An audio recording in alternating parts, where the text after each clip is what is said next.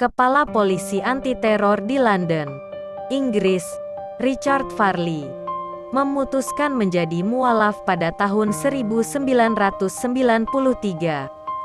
Saat itu, gelombang protes besar-besaran datang dari warga Muslim dari berbagai negara yang mengecam terbitnya novel Ayat-Ayat Setan.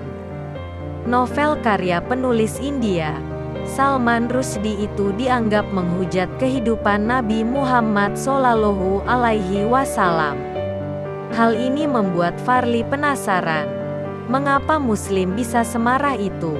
Akhirnya, bule mualaf tersebut memutuskan untuk membeli Al-Quran terjemahan Yusuf Ali, lalu mempelajarinya.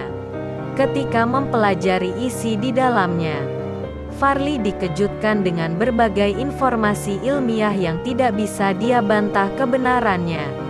Dari situlah perjalanan spiritual Farley dalam menemukan Islam bermula. Karena saya rasa sebagai kepala polisi saya perlu mempelajarinya lebih lanjut. Sebab begitu kontroversial, memengaruhi hubungan antara Muslim dengan komunitas lainnya. Ketika membaca Al-Quran, Farley menemukan sebuah ayat yang membahas tentang penciptaan bumi dan langit. Dan apakah orang-orang kafir tidak mengetahui bahwa langit dan bumi keduanya dahulunya menyatu?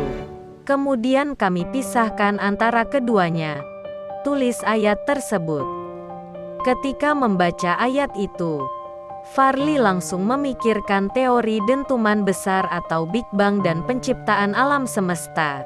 Saya merasa, setelah membaca ayat itu, Tuhan seolah berkata, "Wahai orang-orang yang berilmu, para penemu, ilmuwan, aku, Allah, telah melakukan penciptaan dan ini buktinya. Apa yang aku sampaikan ini adalah wahyu ilahi," kata dia.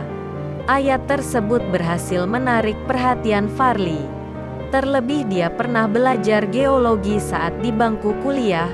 Pria itu pun melanjutkan membaca Al-Quran hingga surat Az-Zariyat 47. Dalam surat ke-51 Az-Zariyat ayat 47, Al-Quran dengan jelas mengatakan Tuhan yang meluaskan alam semesta dengan kekuatannya. Itu bagi saya merujuk kepada apa yang kita ketahui sekarang sebagai alam semesta yang mengembang hampir secepat cahaya ke berbagai penjuru. Sesuatu yang hanya ditemukan dalam 100 tahun terakhir, ungkapnya. Pria berkepala pelontos itu pun terus mempelajari Al-Quran selama 2 tahun. Hingga sampailah pada surat An-Naba 6-7, yang membuatnya semakin yakin dan tidak bisa membantah lagi kebenaran tentang Islam. Setelah dihadapkan dengan berbagai fakta ilmiah dalam Al-Quran, Farley akhirnya mantap memeluk Islam. Dia mengucapkan 2 kalimat syahadat di London Central Mosque pada Agustus tahun 1993.